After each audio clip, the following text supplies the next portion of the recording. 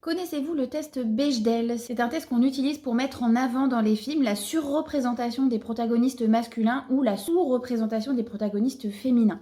J'ai l'intention de passer au crible 5 des livres que j'ai lus récemment pour savoir s'ils vont passer un test Bechdel littéraire. Le test Bechdel, en fait, il est très simple, c'est 3 questions.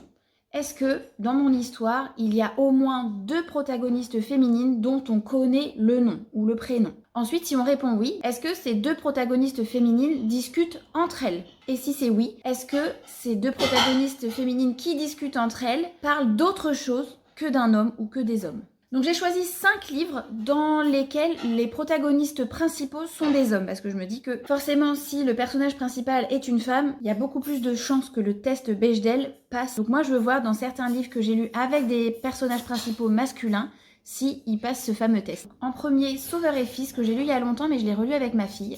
Donc il y a bien 2 protagonistes au moins féminines que l'on connaît. Il y a Louise, il y a Alex, il y a Charlotte, il y a Madame Dumaillet, donc il y en a plein. À un moment, Louise discute avec sa mère qui lui dit que son intérieur n'est pas assez bien nettoyé.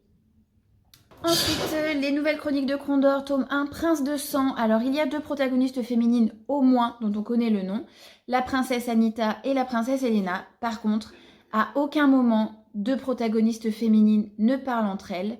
Donc, La maison au milieu de la mer céruléenne de T.J. Klune. Alors là, c'était pas facile parce qu'il n'y a pas énormément de personnages et il y a beaucoup d'enfants.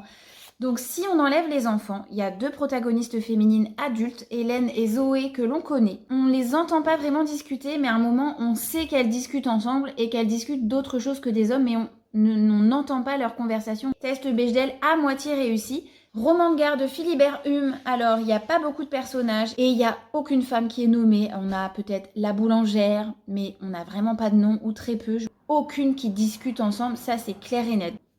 Et enfin, Dungeon Crawler Carl, le personnage principal est un homme. Et son équipière principale, c'est Princesse Donut, qui est une chatte, mais elle est considérée comme un personnage féminin. À un moment, elle discute avec des gobelins femmes qu'elle a appelés Rory et Lorelai. Donc, elles discutent ensemble d'autre chose que d'un homme. Donc, je considère que le test Bechdel est validé. Mais même pour les livres pour lesquels j'ai validé le test, j'ai quand même dû chercher les conversations où il y avait 2 femmes qui discutaient ensemble parce que c'était vraiment très compliqué.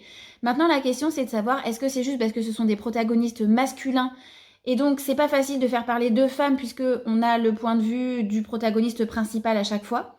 Donc, je vais vous proposer la prochaine fois un test Bechdel inversé, des livres avec des protagonistes principaux féminins et on va voir si il y a des hommes qui discutent entre eux d'autre chose qu'une femme. À très bientôt pour ce test.